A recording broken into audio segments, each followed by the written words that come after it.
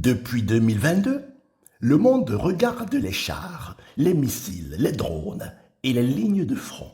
Chaque jour apporte son lot de frappes, de contre-offensives, de sanctions et de déclarations diplomatiques. Mais derrière les images de guerre se cache une autre réalité, une réalité beaucoup moins visible.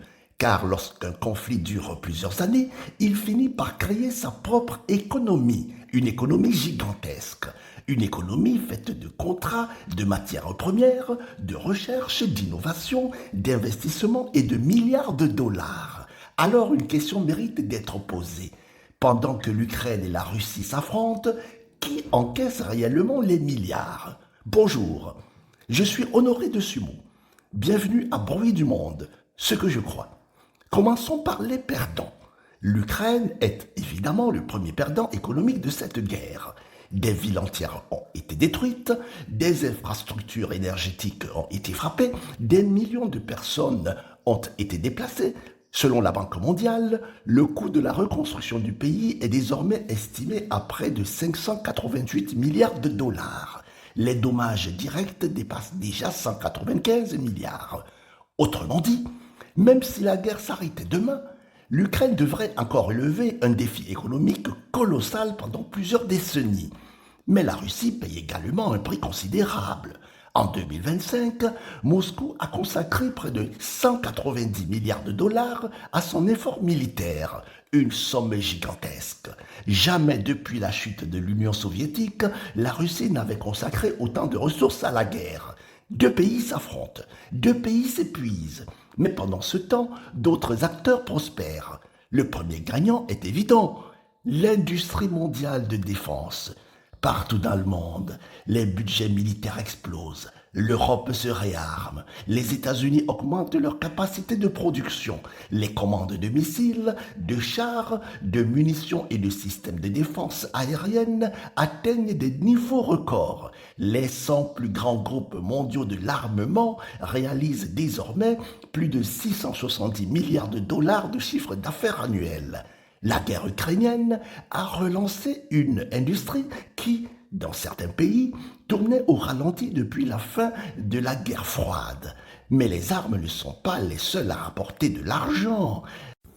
Le deuxième grand gagnant est l'énergie. L'Europe a brutalement réduit sa dépendance au gaz russe. Il a fallu trouver d'autres fournisseurs. Le marché mondial du gaz naturel liquéfié a été profondément transformé. Les exportateurs de gaz ont vu leurs opportunités se multiplier.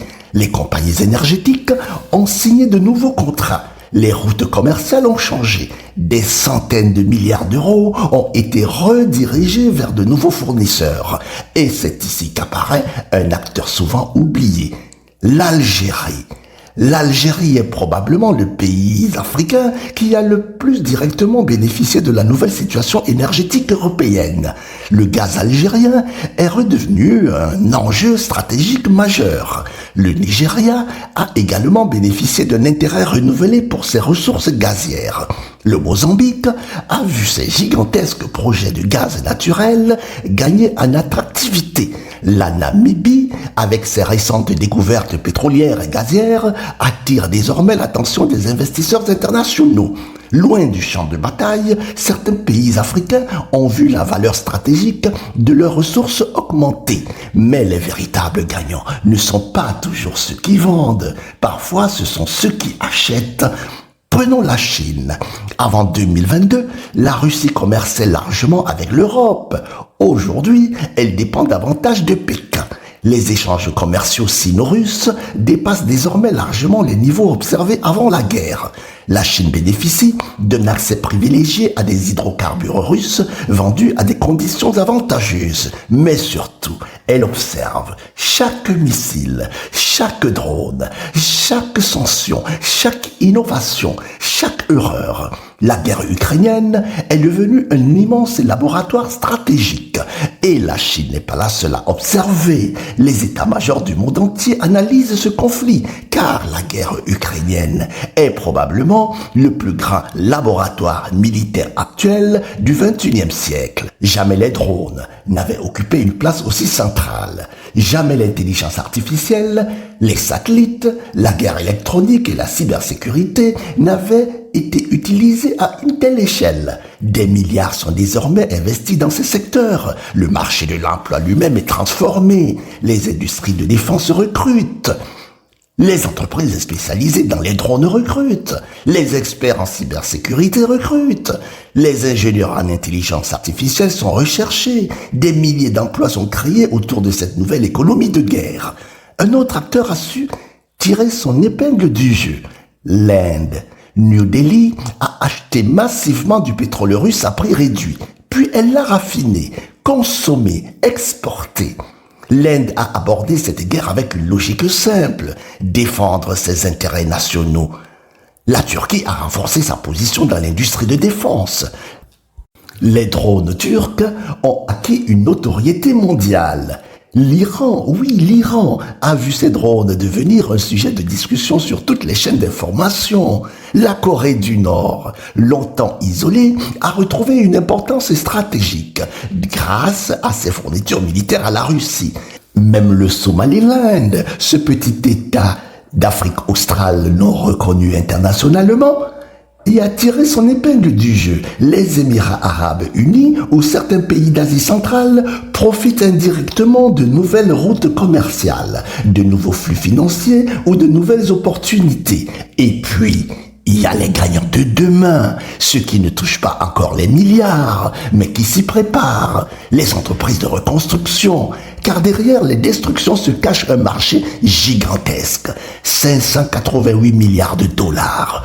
Routes, ponts, ports, centrales électriques, chemins de fer, télécommunications, logements, hôpitaux. L'Ukraine représentait déjà l'un des plus grands chantiers de reconstruction du XXIe siècle.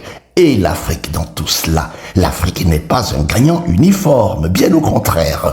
De nombreux pays ont souffert de la hausse des prix des céréales, des engrais et des carburants. Mais certains ont vu leurs ressources devenir encore plus stratégiques.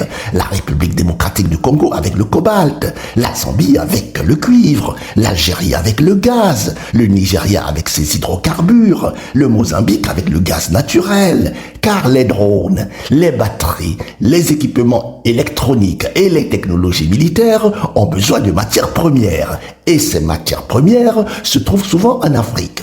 La véritable question est donc peut-être celle-ci. Qui profitera réellement de cette nouvelle demande mondiale? Les pays qui extraient les ressources ou ceux qui les transforment en technologie et en produits à forte valeur ajoutée? Au fond, le conflit russo-ukrainien nous rappelle une vérité ancienne.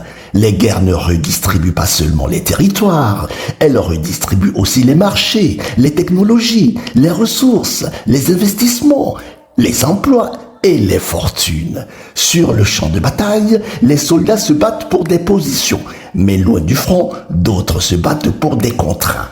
Car derrière chaque guerre se cache parfois une autre guerre, celle des ressources, celle des marchés, celle des milliards. Et cette guerre-là continue souvent bien après le silence des armes. Alors, lorsque la paix reviendra, un jour en Ukraine, une dernière question restera posée. Qui aura réellement gagné et surtout, qui aura su transformer cette stratégie en puissance économique? C'est un bruit du monde, ce que je crois. Et vous, qu'en pensez-vous? Dites-le moi en commentaire. Et si cette analyse vous a intéressé, abonnez-vous, partagez cette vidéo autour de vous et retrouvons-nous très bientôt pour une nouvelle lecture du monde qui change sous nos yeux.